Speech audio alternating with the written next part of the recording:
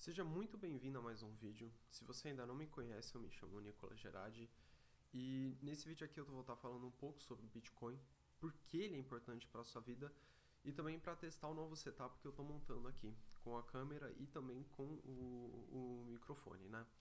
Para testar se o áudio e a qualidade do vídeo fica melhor para fazer as gravações dos vídeos, tá?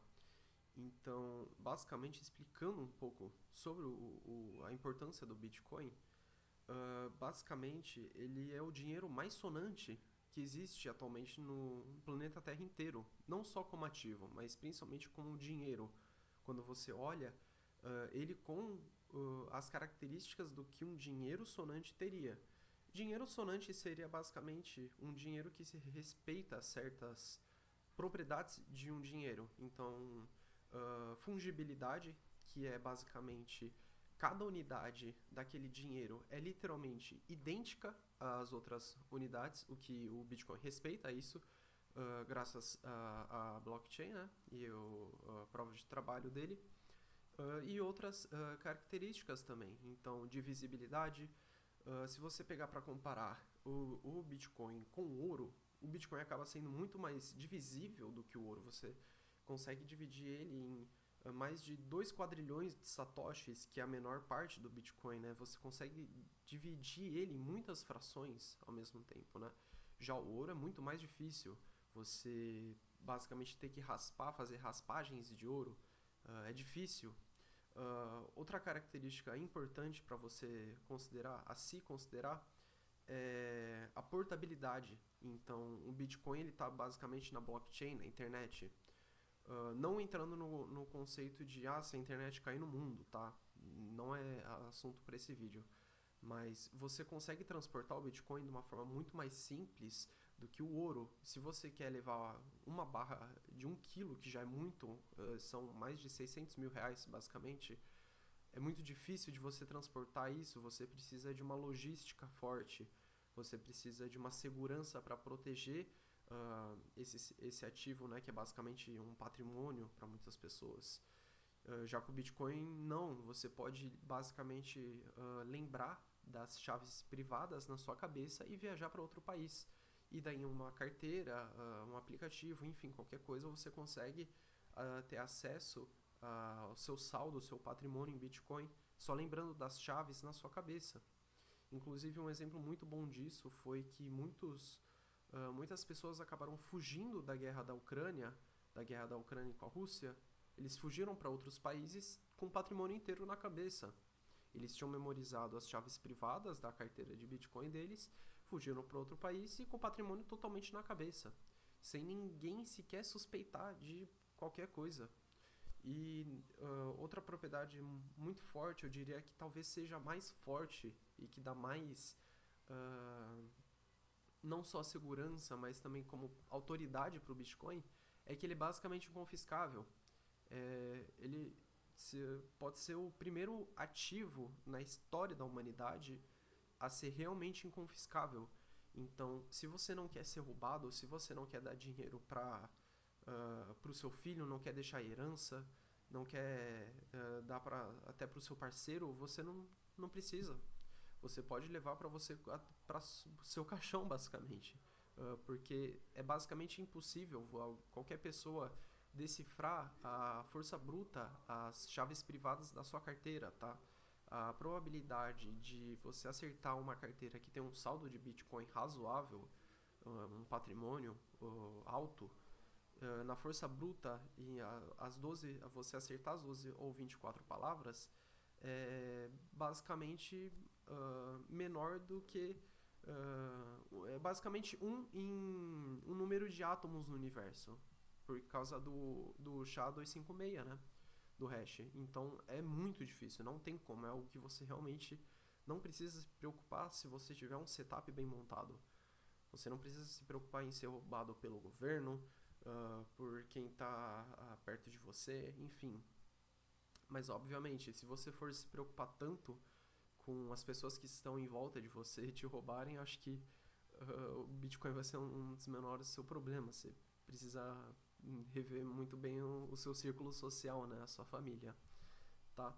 Então, Outra propriedade que dá muita autoridade para o Bitcoin é o fato do Satoshi Nakamoto, o criador do Bitcoin, obviamente ele ter usado um pseudônimo e por anos ter minerado os blocos basicamente sozinho do Bitcoin. Ele juntou um patrimônio de mais de 1 milhão de Bitcoins. Se você converter toda essa quantidade de Bitcoins hoje em dia, daria mais de US$ 1 bilhão. Então ninguém sabe quem ele é e ele seria um dos homens mais ricos da humanidade. E ele negou esse patrimônio. Até hoje na blockchain você consegue ver os registros de transação dos endereços da carteira de Satoshi, e nenhum desses milhões de bitcoins foi movido até hoje, um centavo. Então ele basicamente negou toda a autoridade que ele tinha, toda a responsabilidade de ter criado, ter feito uma invenção tão nobre para a humanidade. Ele negou tudo, não tirou mérito algum disso.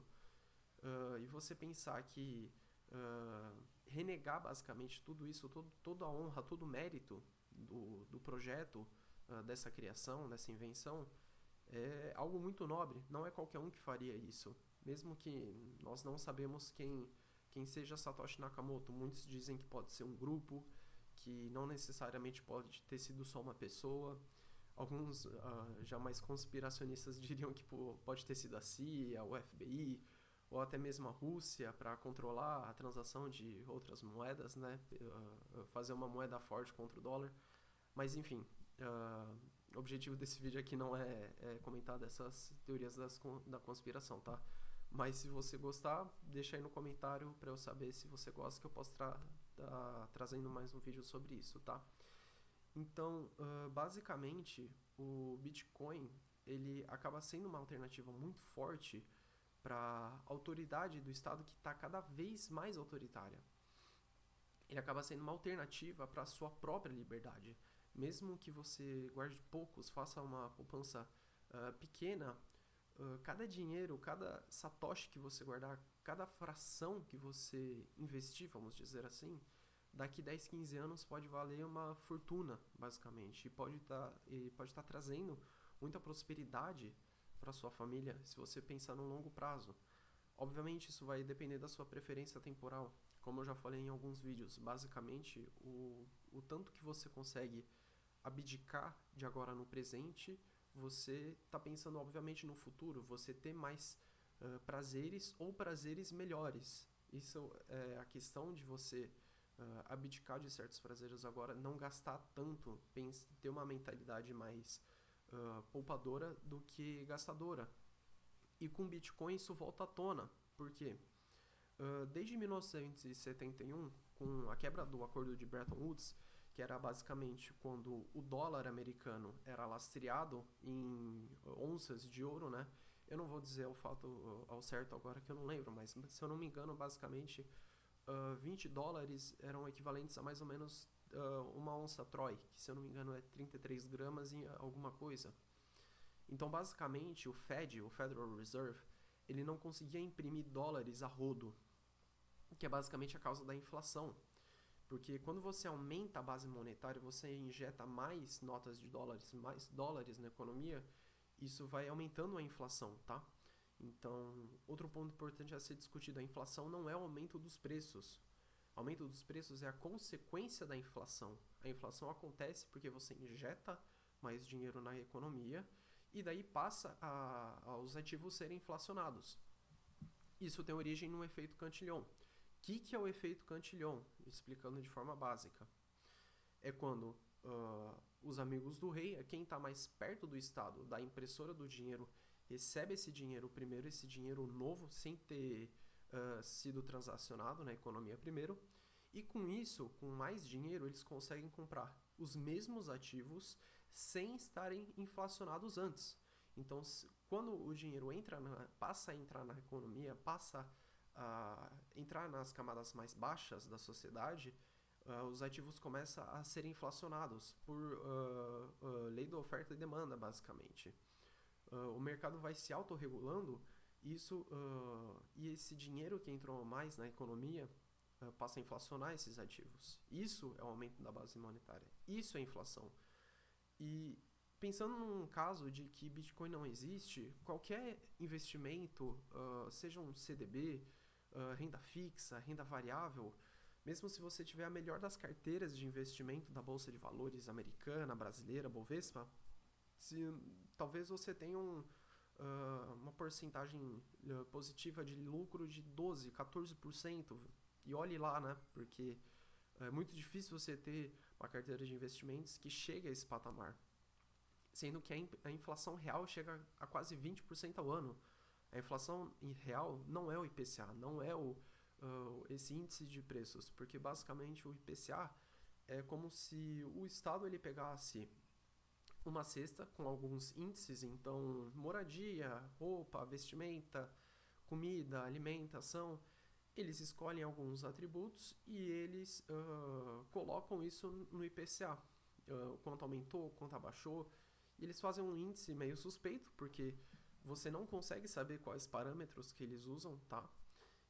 Já que é bem, como posso dizer, suspeito, não tem como de fato você saber o que eles estão usando como parâmetro para fazer esse cálculo do IPCA, e acabam divulgando isso. Só que acaba que o IPCA não é exatamente isso. Inflação é basicamente o aumento da base monetária.